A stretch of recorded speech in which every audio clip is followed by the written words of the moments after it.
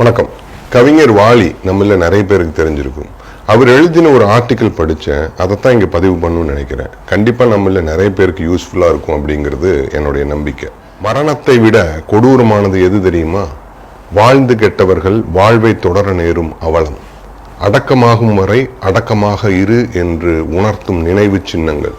அவர் வாழ்க்கையில் பார்த்து உணர்ந்த 4 சம்பவங்களை பதிவு பண்ணியிருக்காங்க. கேளுங்க.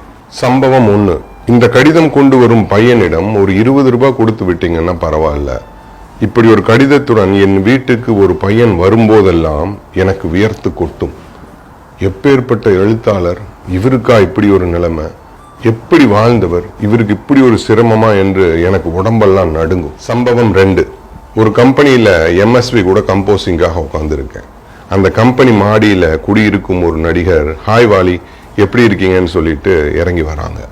சிரிக்க சிரிக்க அளவலாவி விட்டு, வாலி உங்கள் டிரைவர் கிட்ட சொல்லி எனக்கு ஏதாவது ஒரு சிகரெட் வாங்கி தரீங்களான்னு கேட்குறாங்க.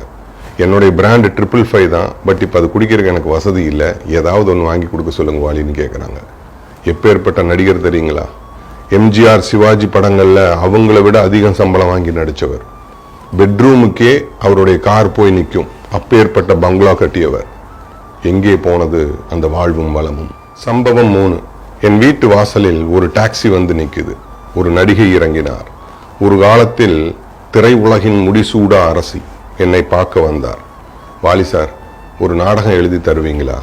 ஏதாவது ஒரு ட்ரூப் வச்சு நடத்தலாம்ட்டு இருக்கிறேன், எனக்கு வேற வழி தெரியல என்று மெல்லிய குரலில் சொன்னார். சம்பவம் 4. சென்னை எழும்பூர் ரயில் நிலையம். சிமெண்ட் பெஞ்சில் ஒருவர் தனியாக அமர்ந்திருக்கிறார். இன்றைய தலைமுறைக்கு அவரை தெரியவில்லை. நான் அடையாளம் கண்டு கொண்டேன். ஓடிப்போய் அவரிடம், நமஸ்காரம் அண்ணா, நானும் உங்களை மாதிரி திருச்சிக்காரன் தான், சினிமாவில் பாட்டு எழுதிட்டு இருக்கேன், என் பேர் வாலி என்று அறிமுகப்படுத்தி கொண்டு வணங்குகிறேன். ஓ, நீங்க தான் அந்த வாலியா என்று சொல்லி என் கையை பற்றுகிறார். அவர் தொடமாட்டாரா என்று தமிழர்கள் தவம் இருந்த காலம் ஒன்று உண்டு. இன்று அவர் என் கையை தொடுகிறார். நான் சிலிர்த்து போகிறேன். அவர் தொட்டதால் அல்ல. எந்த ரயில் நிலையத்தில் ரயிலில் இருந்து இறங்க விடாமல் மக்கள் அலைமோதினார்களோ அதே ரயில் நிலையத்தில் கவனிக்க ஆள் இல்லாமல் தனியாக அவர் அமர்ந்திருக்கும் நிலையை பார்த்து காலம் எப்படியெல்லாம் தன் ஆளுமையை காட்டுகிறது என்று எண்ணி பார்க்கிறேன் அந்த பழைய நினைவுகளை. சம்பவம் 1. கடிதம் அனுப்பி பணம் கேட்டவர் கண்ணகிக்கு உயிர் கொடுத்த உலக புகழ் உரையாடல்களை எழுதிய திரு இளங்கோவன் அவர்கள். சம்பவம் 2. சிகரெட் வாங்கி கேட்டது நடிகர் திரு சந்திரபாபு அவர்கள். சம்பவம் 3. நாடகம் எழுதி கேட்டவர் நடிகையர் திலகம் திருமதி சாவித்ரி அவர்கள். சம்பவம் 4. ரயில் நிலையத்தில் அமர்ந்திருந்தவர் தமிழ் திரை உலகின் முதல் சூப்பர் ஸ்டார் திரு MK தியாகராஜ பாகவதர் அவர்கள்.